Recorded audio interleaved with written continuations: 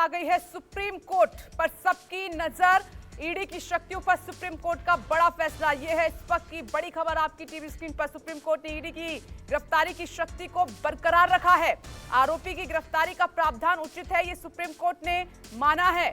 PMLA कानून में बदलाव सही है, ये सुप्रीम कोर्ट ने कहा है। बदलाव सही है, गिरफ्तारी की जो शक्ति है ईडी की, इसको सुप्रीम कोर्ट ने सही माना है। ज्यादा जानकारी के लिए सीधे रुख कर लेते हैं प्रभाकर मिश्रा का।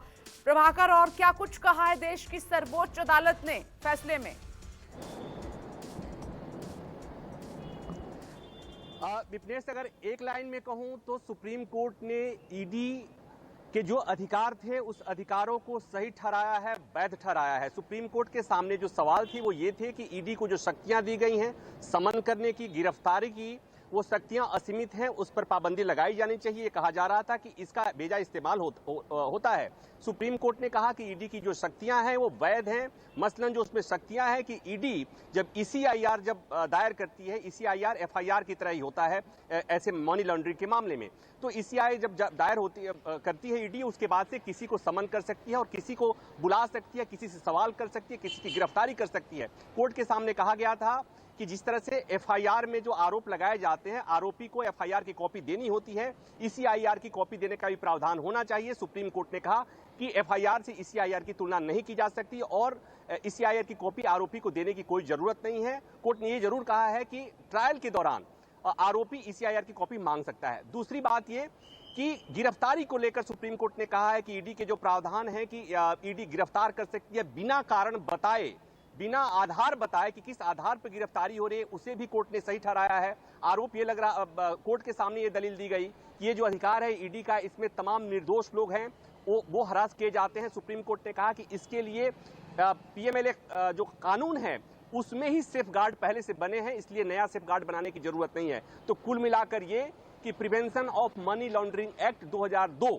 जो 2005 में लागू हुआ था और जिसके बेजा इस्तेमाल की लगातार का आरोप लगता रहा है। हाल के दिनों आपने देखा, अभी फिलहाल आज भी सोनिया गांधी से पूछताछ हो रही है। पिछले दिनों राहुल गांधी से पूछताछ हुई थी। पश्चिम बंगाल में पार्थो चटर्जी टीएमसी के नेता हैं, उनकी गिरफ्तारी हुई है। कुछ दिन पहले आम आदमी पार्टी के नेता और मंत्री सत्येंद्र जैन की गिरफ्तारी हुई थी। अभी भी वो सलाखों के पीछे हैं। और देश में कई जगह, चूंकि हाल के दिनों में पहले सीबीआई की चर्चा होती थी, पहले इनकम टैक्स की चर्चा होती थी, लेकिन हाल के दिनों में बच्चे की जुबान पर है कि ईडी क्या चीज होती है। पहले ईडी का लोग नाम नहीं जानते थे। ईडी जहां जाती है, ईडी आपने देखा हो कि ईडी जाती है जहां छापेमारी होती है, उसके बाद से जो पैसे मिलते हैं, जो करप्शन की मनी मिलती है, वहां पर मशीन लगाकर पैसा गिनने की मशीन लगाई जाती है। तो ये लोगों के दिमाग में, लोगों के जहन में भी बात आ गई कि ईडी भी कोई एक एजेंसी है। और विपनेश, ईडी को इतनी ज्यादा शक्तियां दी गई हैं, सरकार की तरफ से जो दलीलें दी गई थी उसे सुप्रीम कोर्ट ने माना है। सरकार ने जो दलीलें थी सरकार की वो ये कि मनी लॉन्ड्रिंग का जो अपराध है, जो क्राइम है,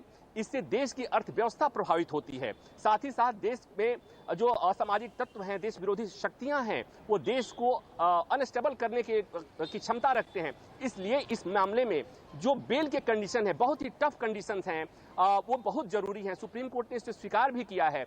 जैसा मैंने पहले ही बताया था कि बाकी केसेज में ये प्रावधान, ये कहा जाता है, कानून का सिद्धांत है कि bail is the rule and jail is exception.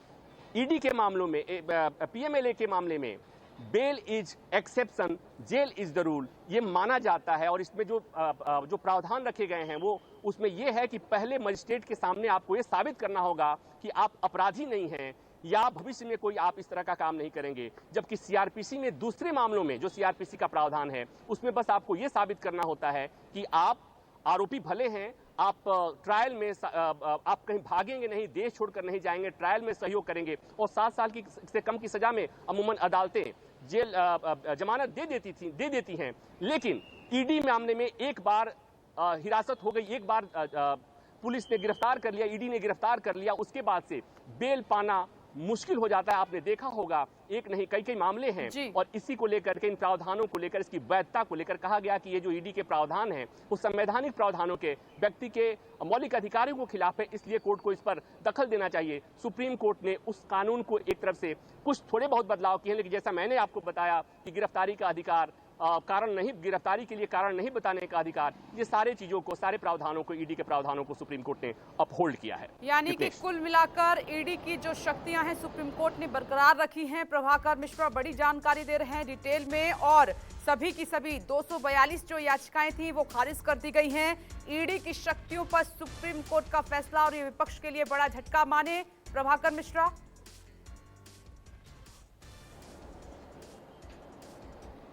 निश्चित तौर पर, और विपनेश इसमें एक करेक्शन में कर दूं कि जो 242 अर्जियां थी उसमें अलग अलग चीजें थी, सब में एक ही बातें नहीं कही गई थी, इसलिए सारी अर्जियां खारिज नहीं हुई हैं।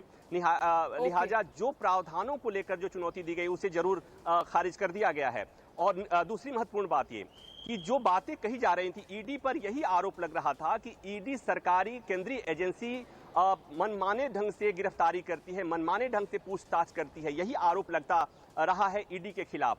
और मैं एक बात और कहूं कि सुप्रीम कोर्ट ने बहुत पहले कोल ब्लॉक के मामले में सीबीआई के लिए कहा था कि सीबीआई पिंजरे के तोता, केज्ड पैरेट की तरह से व्यवहार करता है। लोग सीबीआई को भूलने लगे, इसलिए कि सीबीआई की चर्चा आजकल कम होती है, इनकम टैक्स रेट की चर्चा कम होती है, आजकल सबसे ज्यादा जो चर्चा होती है वो ईडी की होती है। और जैसा अभी थोड़ी देर पहले कांग्रेस के वरिष्ठ नेता पूर्व मुख्यमंत्री राजस्थान के अशोक गहलोत कह रहे थे कि वो उनको सुप्रीम कोर्ट के उस फैसले का इंतजार कर रहे हैं, तो मुझे लग रहा है कि सुप्रीम कोर्ट के इस फैसले से केंद्र सरकार ने राहत की सांस ली होगी, ईडी ने राहत की सांस ली होगी। मैं जरा कांग्रेस मुख्यालय का भी रुख कर लेती हूँ प्रभाकर मिश्रा, क्योंकि वहां प्रोटेस्ट हो रहा है और इस पर जो नमस्कार, मैं हूं मानक गुप्ता।